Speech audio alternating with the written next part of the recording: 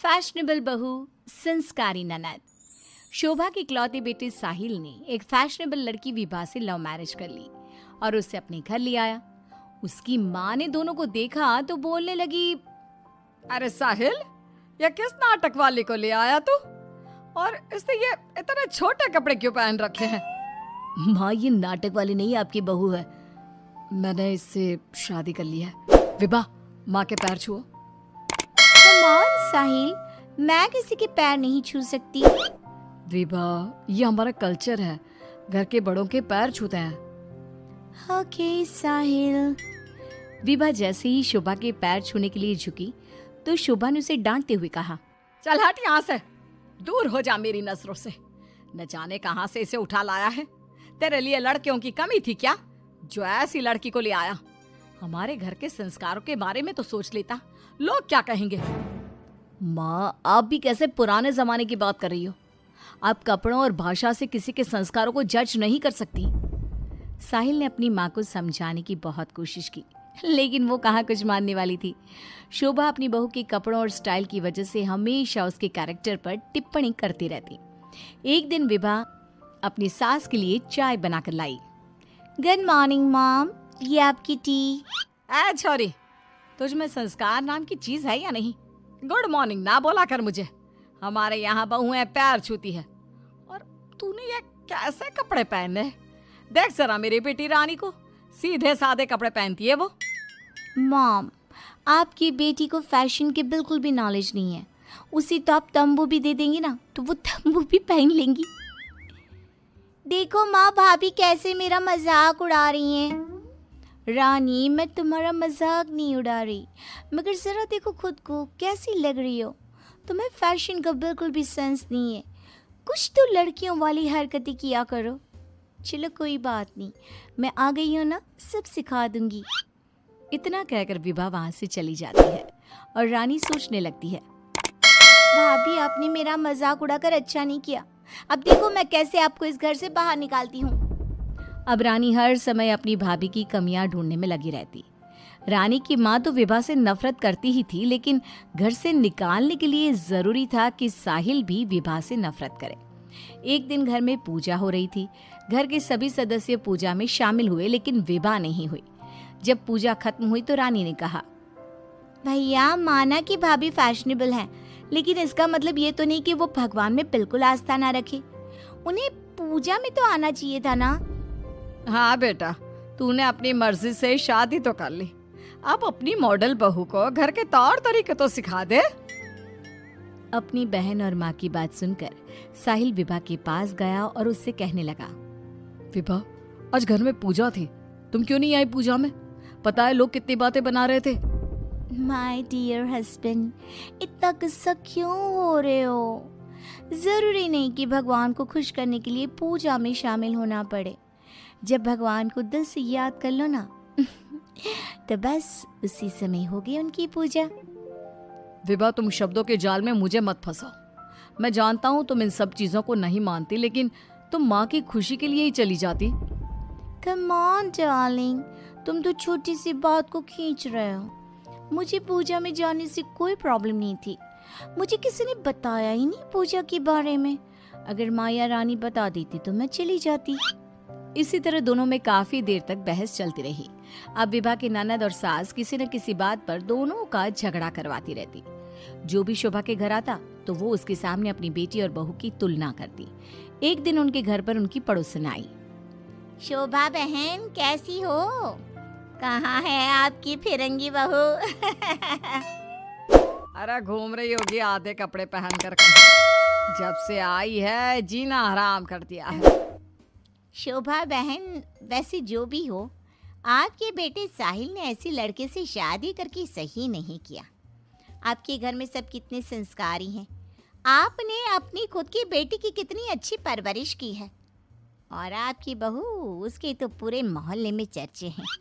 हाँ बहन, बात तो सही कह रही हो। एक मेरी बहू है जिसे ना बात करने का तरीका आता है, ना कपड़े पहनने की तमीज़ है, और एक मेरी बेटी है, संस्कारी, सुंदर, सुशील, सर्वगुण संपन्न है मेरी बेटी। आप तो जल्द से जल्द बस अपनी बेटी की शादी करने के बारे में सोचो। कहीं ऐसा ना हो कि आपकी बहू के चक्कर में आपकी बेटी से कोई शादी ही ना करे। पड़ोसन की बात शोभा के दिमाग में बैठ जाती है और वो रानी के लिए रिश्ता ढूंढना शुरू कर देती है। एक दिन शोभा की तबीयत अचानक खराब हो जाती है। माँ, क्या हो गया है आपको? आप दिन भर अपने कमरे में लेटी क्यों रहती हो? अरे पता नहीं बेटी क्या हो गया है, कई दिन हो गए बुखार आ रहा है। मॉम, आपको डॉक्टर के पास जाना चाहिए, ऐसे तो आपकी हेल्थ खराब होती जाएगी। ओ अंग्रेजन, अपनी अंग्रेजी अपने पास रख। माँ किसी डॉक्टर के पास नहीं जाएगी। मैं अभी माँ को काढ़ा बना कर देती हूँ, माँ बिल्कुल ठीक हो जाएंगी। लेकिन रानी, डॉक्टर ब्लड टेस्ट करके बता देगा कि मॉम का फीवर क्यों नहीं उतर रहा। इसी तरह कई दिन हो गए। शोभा का बुखार उतरने का नाम नहीं ले रहा था और रानी उन्हें डॉक्टर के पास जाने नहीं दे रही थी। एक दिन विभा रानी को बिना बताए शोभा को डॉक्टर के पास ले गई। शोभा को 4-5 दिन हॉस्पिटल में रहना पड़ा। इसी बीच विभा ने अपनी सास की बहुत देखभाल की, लेकिन रानी एक बार भी अपनी माँ से मिलने नहीं आई। बहू, मेरी इतनी ज़्यादा तबीयत खराब थी, लेकिन रानी मुझसे एक बार भी मिलने नहीं आई। डोंट वरी मॉम, घर में कोई नहीं है ना, तो वो घर में ही रहती है। अब डॉक्टर ने बोला है कि आप घर आ सकती हैं, तो आप ज़्यादा सोचिए मत। अब शोभा को पहली बार अपनी बेटी और बहू के संस्कारों के बीच का अंतर पता चला। शोभा अपनी बहू को प्यार करने लगी। एक दिन शोभा ने विभा से कहा, बहू, आज शाम को लड़के वाले रानी को देखने आ रहे हैं। रानी और तुम बाजार चली जाओ, खाने का कुछ सामान और रानी के लिए अच्छी सी साड़ी लेकर आना।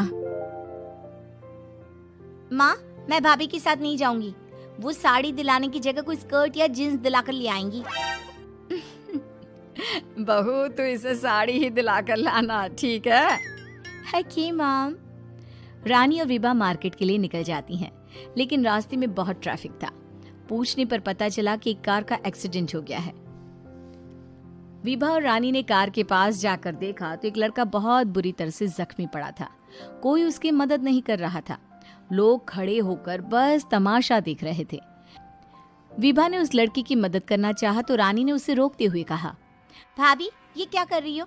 जब कोई इसकी मदद नहीं कर रहा तो हम क्यों करें? रानी, ये क्या बोल रही हो तुम? अगर हमने इसकी हेल्प नहीं करी तो ये मर सकता है। लेकिन भाभी, पुलिस का झंझट कौन संभालेगा? पुलिस उल्टा हमसे ही सवाल जवाब करेगी। वो सब बाद में देखेंगे, पहले इसे हॉस्पिटल पहुंचाते हैं। विभा और रानी उस लड़के की जान बचा लेती हैं और उन्हें घर आने में देर हो जाती है। शोभा उनसे पूछती है, तुम दोनों को इतनी देर क्यों हो गई आने में? देखो शाम होने वाली है, लड़के वाले किसी भी समय आते होंगे। माँ, आपकी लाडली बहू की वजह से देर हो गई।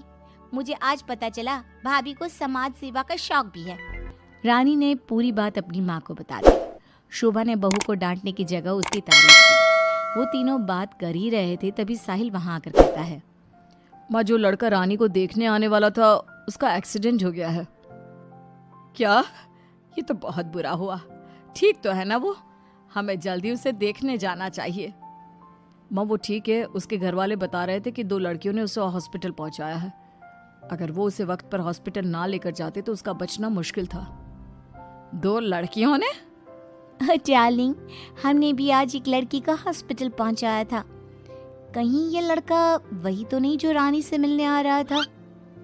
सभी हॉस्पिटल पहुंचे तो ये लड़का वही निकला जिसकी जान विभा और रानी ने बचाई थी। सब ने दोनों की बहुत तारीफ की। रानी ने अपनी भाभी से माफी मांगते हुए कहा, भाभी, मुझे माफ कर दो। मैंने हमेशा आपको गलत समझा। अगर आप ना होती तो मैं कभी भी किसी अनजान आदमी की मदद ना करती। डोंट क्राई डियर, हमें अच्छे काम करते रहने चाहिए। साहिल दोनों की बात सुनकर कहता है, देखा रानी, मैं कहता था ना, संस्कार चरित्र में दिखाई देते हैं, कपड़ों और भाषा में नहीं। इसीलिए कभी किसी के कपड़े देखकर उसका कैरेक्टर सर्टिफिकेट नहीं बनाना चाहिए।